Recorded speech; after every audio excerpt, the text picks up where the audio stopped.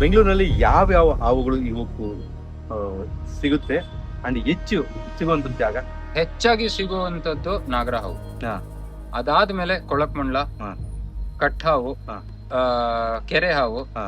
ಮತ್ತೆ ನಮ್ಮ ನೀರುಳ್ಳ ಹಾವು ಅಂತ ಒಂದು ಹೇಳ್ತೀವಿ. ಹಾ. ಈಗ ಕೆರೆ ಹಾವುಗೂ ನೀರುಳ್ಳ ಹಾವುಗೂ ದೊಡ್ಡ ವ್ಯತ್ಯಾಸ ಇದೆ. ನಮ್ಮ ಬೆಂದಕಾಳೂರು ಯಾವ ತರ ಬೆಂಗಳೂರು ಆಯ್ತು ಅದೇ ತರ ಗೆರೆ ಹಾವು ಬರ್ತಾ ಬರ್ತಾ ಕೆರೆ ಹಾವು ಆಯ್ತು. ಕೆರೆ ಆಗ್ಬಿಟ್ಟು ಗೆರೆ ಇದ್ದಿದ್ದು ಹಾವು. ಕೆರೆ ಹಾವು ನೀವು ನೋಡಿದ್ರೆ ಮಕ್ಕದ ಮೇಲೂ ಗೆರೆಗಳಿದೆ, ದೇಹದ ಮೇಲೂ ಗೆರೆ ಇದೆ, ಬಾಲದ ಮೇಲಂತೂ ತುಂಬಾ ಜಾಸ್ತಿ ಗೆರೆ, ಚೀಲ ತರ ಇರ್ತದೆ ಅಲ್ವಾ? ಅಪ್ರಾಕ್ಸಿಮೇಟ್ಲಿ ಹೇಳ್ಬೋದು, ಆತರ ಅನ್ಬೋದು. ಸುಮಾರು ಪ್ಯಾಟರ್ನ್ಸ್ ಇರುತ್ತೆ ಅದ್ರ ಮೇಲೆ. ಆ ಗೆರೆಗಳು ಜಾಸ್ತಿ ಇರೋದ್ರಿಂದ ಅದನ್ನ ಗೆರೆ ಹಾವು ಅಂತ ಹೇಳ್ಕೊಂಡ್ ಬಂದು ಬರ್ತಾ ಬರ್ತಾ ಅದು ಕೆರೆ ಹಾವು ಆಗುತ್ತೆ. ಬಟ್ ಆಕ್ಚುಯಲ್ ಕೆರೆ ಹಾವು ನೋಡಿದ್ರೆ ಚೆಕರ್ಡ್ ಕೀಲ್ ಬ್ಯಾಕ್ ಅಂತ ಹೇಳ್ತಾರೆ. ಅದು ನೀರು ಉಳ್ಳ ಹಾವು. ಅದು ಅದ್ರದ್ ಮೇನ್ ಆಹಾರ ಬಂದು ಮೀನು.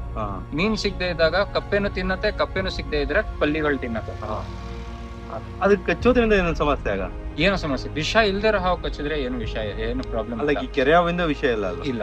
ಇದು ನಾನು ಯಾವ್ದೋ ಒಂದ್ಸಲ ತೊಟ್ಟಿಲಿ ಕಾಲಿಕ್ಕಿದ್ದೀನಿ, ಕಾಲ್ ತೊಳೆಯೋಣ ಅಂತ ಕಾಲು ಸುತ್ಕೊಂಡ್ಬಿಡ್ತು, ಒದ್ರುಬಿಟ್ಟು ಓಡ್ ಬಂದೆ. ಆಮೇಲೆ ನಮ್ ತಂದೆ ಅಂದ್ರು ಏನಾಗಲ್ಲ ಬಿಡೋದು, ಕಚ್ಚಲ್ಲ ಅದು ಅಂತ. ಇಲ್ಲ, ಕಚ್ಚತ್ತೆ, ಬಟ್ ವಿಷ ಇಲ್ಲ. ವಿಷ ಇಲ್ಲ. ಇನ್ ಕೆಲವು ಜನ ಹೇಳ್ತಾರೆ ಆ ಹಾವು ನೀರಲ್ಲಿರೋ ಹಾವು ಕಚ್ಬಿಟ್ರೆ ಬೇರೆ ಯಾವ ಹಾವ್ದು ವಿಷ ಏರಲ್ಲ ನಿಮ್ಗೆ ಅಂತಾರೆ. ಅದು ಒಂದ್ ಮೂಢನಂಬಿಕೆ, ಅದೆಲ್ಲ ಸುಳ್ಳು. ವಿಷ ಇರೋ ಹಾವು ಕಚ್ಚಿದ್ರೆ ಅದು 2ನೇ ಸಲ ಕಚ್ಚಿರ್ಲಿ 3ನೇ ಸಲ ಕಚ್ಚಿರ್ಲಿ ವಿಷ ಏರುತ್ತೆ. ಸೊ ಈಗ ಮನೆ ಸುತ್ತ ಹಾವುಗಳು ಬರಬಾರ್ದು ಅಂದ್ರೆ ಏನ್ ಮಾಡ್ಬೋದು? ಅಕ್ಕಪಕ್ಕ ನೀವು ಕ್ಲೀನ್ ಇಟ್ಕೋಬೇಕು. ಯಾವ್ದೇ ಒಂದು ತರ ಪ್ರಾಣಿ ಬರಬಾರ್ದು. ಕಪ್ಪೆ ಆಗ್ಲಿ, ಪಲ್ಲಿ ಆಗ್ಲಿ, ಇದು ದೊಣ್ಣೆಕೆತ ಆಗ್ಲಿ, ಮತ್ತೆ ಅಳಿಲಾಗ್ಲಿ, ಯಾವ್ದೇ ಬರಬಾರ್ದು. ಹಕ್ಕಿನೂ ಬರಬಾರ್ದು. ಹಂಗಿಟ್ಕೊಂಡ್ರೆ ಆಗದ ಕಷ್ಟ. ಅದಾಗತ್ತೆ ಅಂದ್ರೆ ಅವಾಗ ಹಾವು ಬರಲ್ಲ. ಈಗ ನಮ್ಗೆ ಅಂದ್ರೆ ಅದಕ್ಕೆ ಆಹಾರ ನಾವು ಸರಿ ಅದ್ರ ಆಹಾರನ ಹುಡುಕೊಂಡೇ ಬರೋದು.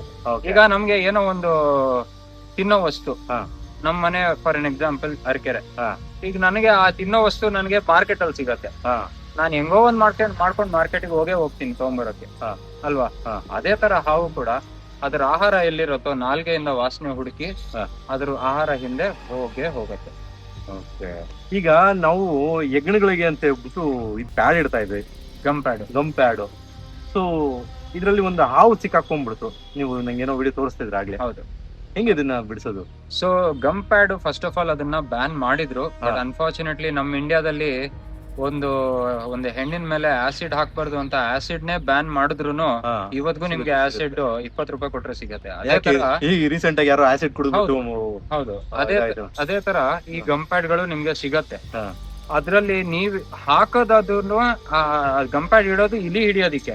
ಬಟ್ ಅದ್ರಲ್ಲಿ 90% ಯಾವ್ದಾವ್ದು ಸಿಗಾಕೊಳ್ಳುತ್ತೆ? ಪಲ್ಲಿಗಳು, ಜಿರಳೆಗಳು, ಮತ್ತೆ ಹಾವಿನ ಮರಿಗಳು. ಹೌದು. ಇಲಿ 100 ಸಲಕ್ಕೆ ಒಂದ್ಸಲ ಸಿಗಾಕೊಳ್ಳುತ್ತೆ. ಬಟ್ ಬೇಡದೇ ಇರೋ ಪ್ರಾಣಿಗಳು ಅದ್ರಲ್ಲಿ ಸಿಗಾಕೊಂಡ್ ಸಾಯತ್ತೆ. ಸೊ ಈ ತರ ಸಿಗಾಕೊಂಡಾಗ ಅದನ್ನ ಯಾವ್ದೇ ಕಾರಣಕ್ಕೂ ಎಳಿಯಕ್ ಹೋಗ್ಬಾರ್ದು. ಎಳೆದ್ರೆ ಏನಾಗತ್ತೆ, ಇದು ತುಂಬಾ ಡೆಲಿಕೇಟ್ ಆಗಿರುತ್ತೆ. ಮರಿಗಳು ಬಾಡಿ ಸ್ಟ್ರಕ್ಚರ್ ಎಲ್ಲ ತುಂಬಾನೇ ಡೆಲಿಕೇಟ್ ಇರುತ್ತೆ. ನಮ್ಗೆ ಅನ್ಕೊಳಕ್ಕೂ ಆಗಲ್ಲ ಅಷ್ಟು ಡೆಲಿಕೇಟ್ ಇರುತ್ತೆ ಅಂತ. ನಾವ್ ಎಳ್ದಾಗ ಏನಾಗುತ್ತೆ, ಒಳಗಡೆ ಇವಾಗ ಬಾಡಿ ಪಾರ್ಟ್ಸ್ ಎಲ್ಲ ಕನೆಕ್ಟೆಡ್ ಇರುತ್ತೆ ಸ್ಕಿನ್ಗೆ. ಫುಲ್ ಹಂಗೆ ರಪ್ಚರ್ ಆಗ್ಬಿಡತ್ತೆ. ಮನೆ ಗಲೀಜಾಗಲ್ಲ, ಒಳಗಡೆನೆ ಕಿತ್ಕೊಳ್ಳುತ್ತದು. Internal bleeding ಸತ್ತೋಗುತ್ತೆ. ಅದೇ ಕ್ಷಣಕ್ಕೆ ಸಾಯಲ್ಲ, ಅದು ನರಳಿ ಸಾಯತ್ತೆ. Internal bleeding. ಸೊ ಅದನ್ನ ತೆಗಿಬೇಕು ಅಂದ್ರೆ ಪ್ಯೂರ್ ಕೋಕೋನಟ್ ಆಯಿಲ್, ಪ್ಯಾರಾಶೂಟ್ ಎಣ್ಣೆ, ಬೇರೆ ಯಾವ್ದು ಎಣ್ಣೆ ಯೂಸ್ ಮಾಡೋದು. ಎಡಿಬಲ್ ಕೋಕೋನಟ್ ಆಯಿಲ್ ನ ಅದೇನಕ್ಕಂದ್ರೆ ಅದ್ರದಿಂದ ಯಾವ್ದೇ ಸೈಡ್ ಎಫೆಕ್ಟ್ ಆಗಲ್ಲ. ಹೌದು. ಸೊ ಅದನ್ನ ತಗೊಂಡ್ ಅದ್ರ ಮೇಲೆ ಸುರಿದ್ಬಿಟ್ಟು ಬಿಟ್ಬಿಡಿ. ಅದ್ರ ಬಾಡಿಗೆ ಅದ್ದಾಗ ಅದೇ ಬಿಡಿಸ್ಕೊಳತ್ತೆ. ಸೊ ಇದು ನೋಡಿ, ಇದು ಎಲ್ಲಾರ್ಗು ರೆಸ್ಕ್ಯೂ ಮಾಡೋರ್ಗು ಅನುಕೂಲ. ಇದು ಒಳ್ಳೆ ಮಾಹಿತಿ. ರೆಸ್ಕ್ಯೂ ಮಾಡೋರ್ಗು ಒಂದು ಒಳ್ಳೆ ಮಾಹಿತಿ. ಅದ್ರ ಮೇಲೆ ಸುರಿದ್ ಬಿಟ್ರೆ ನೀಟಾಗಿ ಅದು ಬಿಡಿಸ್ಕೊಂಡು ಜಾಸ್ತಿ ಸುರಿಬೇಕು, ಅವಾಗ ಅದ್ದಾಗ ಅದೇ ಬಿಡಿಸ್ಕೊಳುತ್ತೆ. ಇನ್ನೊಂದು ಆತರ ಬಿಡಿಸ್ಕೊಂಡ್ ಮೇಲೆ ಕೆಲವು ಸಲ ಕಣ್ಣಿಗೆಲ್ಲ ಅಥವಾ ಬಾಯಲ್ಲೆಲ್ಲ ಗಮ್ಮು ಸೇರ್ಕೊಂಡ್ಬಿಟ್ಟಿರುತ್ತೆ. ಸೊ ಅದ್ ಬಿಡಿಸ್ಕೊಂಡು ಅದು ಹೋಗಿ ಜೀವನ ಮಾಡ್ಕೊಳತ್ತೆ ಅನ್ಕೊಂಡು ಅದನ್ನ ಬಿಡಬಾರ್ದು. ಒಂದು ರೆಸ್ಕ್ಯೂರ್ ಅದನ್ನ ತಗೊಂಡ್ ಹೋಗಿ ಒಂದು ವೈಲ್ಡ್ ಲೈಫ್ ಹಾಸ್ಪಿಟಲ್ಗೆ ಕೊಟ್ರೆ ಅಲ್ಲಿ ಮತ್ತೆ ಟ್ರೀಟ್ಮೆಂಟ್ ಮಾಡಿ ಅದು ಎಲ್ಲಾ ಫಂಕ್ಷನಾಲಿಟಿ ಓಕೆನಾ, ಅದು ಬಾಯಿ ತೆಗಿಯಕ್ ಆಗ್ತಾ ಇದೆಯಾ, ಅಲ್ಲೇನಾದ್ರೂ ಗಮ್ ಇದೆಯಾ ಎಲ್ಲ ಚೆಕ್ ಮಾಡಿ ಡಾಕ್ಟರ್ಗಳು ಕೊನೆಗೆ ರಿಲೀಸ್ ಮಾಡ್ತಾರೆ. ಸೊ ಇದಕ್ಕೆ ರೆಸ್ಕ್ಯೂ ಡಾಕ್ಟರ್ಗಳು ಅದನ್ನೆಲ್ಲ ಕ್ಲೀನ್ ಮಾಡ್ತಾರೆ ಎಲ್ಲ ಹಾವುಗಳಿಗೂ. ಹೌದು. ಏನೇ ತೊಂದರೆ So, ಆದ್ರೂ. ನಮ್ಮ ಬೆಂಗಳೂರಲ್ಲಿ 3 ಹಾಸ್ಪಿಟಲ್ಗಳಿದೆ ಆತರ ವೈಲ್ಡ್ ಲೈಫ್ ಹಾಸ್ಪಿಟಲ್ಗಳು. ಒಂದು ಬಂದು ನಮ್ಮ ಬನ್ನರ್ಘಟ್ಟ ಒಳಗಡೆ ಇದೆ, okay wild life rescue and rehabilitation centre ಅಂತ ಒಂದಿದೆ.